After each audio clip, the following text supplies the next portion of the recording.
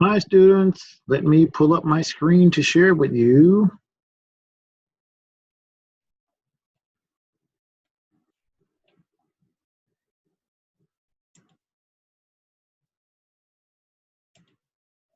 And we're off. So as we start to understand some of the implications, and we've talked a little bit about what racism is, we've talked about some of the larger implications for institutions, but there are also some implications that happen more at the meso as well as the micro level. When we think about this next topic of discussion, we talk about darker or lighter. We're going to talk about colorism and the politics of appearance. So here's an example of what it actually looks like as we move forward. So colorism is the ideologically that lighter skin pigmentation is more acceptable, uh, and the more acceptable you are in the dominant culture and sometimes in the community of color as well. So basically, the lighter your skin tone, the more acceptable you are in overall society, and especially in dominant society, as well as some aspects of communities of color as well. So it's an interesting phenomenon that kind of grows out of this race piece as well. So I thought, what better example to kind of illustrate what this plays out and what it looks like. And so I took my own family. And so this is my biological family. These are my siblings. Here on this particular page. And as you can see, that handsome guy in the corner, the shiny head, that's me. The young ladies that are in the picture are my sisters. And I've got a little brother that's in the bottom shot, as well as one of my older sisters as well, and a niece and a baby sister. So now when we look at all of these particular pictures, you would probably think like, wow, you know, it's interesting, but these are all of us came from our parents. But as you can see, there are very distinct differences in terms of what we look like as well as our skin tones and our hues. So the young lady that's right next to me is my sister Nona. And Nona, and you can probably tell right away that her skin complexion is much lighter than mine. What you can't see in this particular photo are the colors of her eyes. Her eyes are actually hazel. They're a gray, greenish, brown mix, and she's been born that way. Now, when you look at the picture at the lower column, you see my little brother, who also happens to be a dark-skinned individual, as well as my older sister, Iris, who is a darker-skinned individual.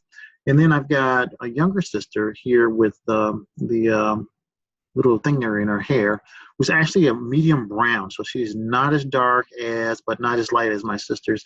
And then we have my other sister here that's about 3 years younger than I am, Andy, who is also very light complected. And if you notice that her eye color is very, very light, and her hair color is an auburn. So this is her natural hair.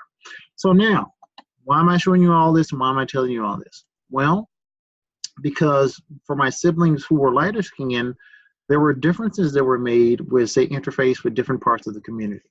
In the context of our home and inside of our family, you're just another kid and you weren't anything any more special than anybody else.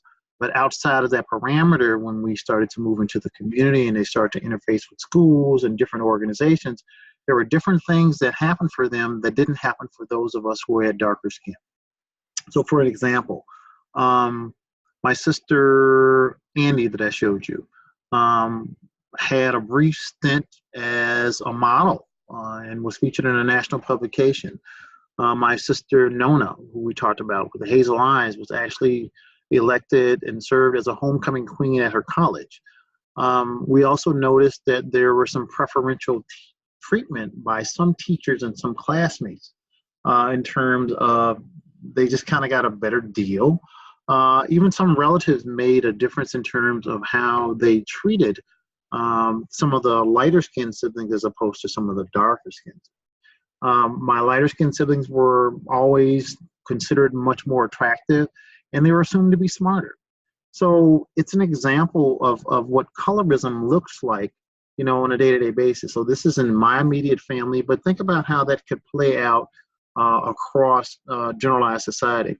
What I also learned from teaching this class a while back is that this is a phenomenon that happens in almost all of the communities of color. That there is this spectrum, this lighter to darker spectrum, with people who are at the spectrum being lighter, having much more privilege and a different walk than those who are actually darker.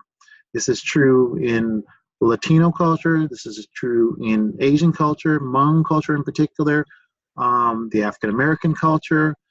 So you can see that these are some of the lingering, ongoing effects of how systemic racism manifests itself even inside of family units.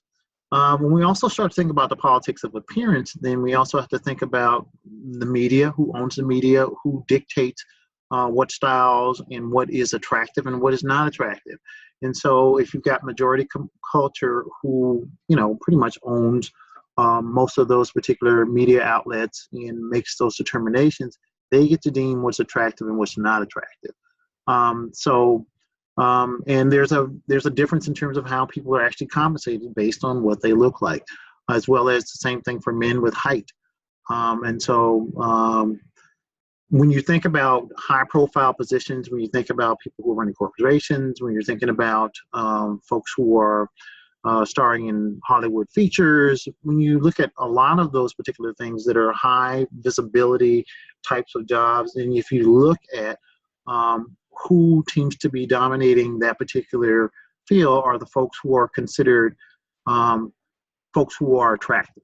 And so just to make sure that we understand that, but that's also becomes a form of oppression for those of us who are not deemed to be attractive or light enough to actually fit the bill. So just wanted to take a few minutes to share that with you all as it relates to colorism. And again, it's just one other iteration of how racism manifests itself in terms of our continual daily life and how we see and how we value and how we treat each other.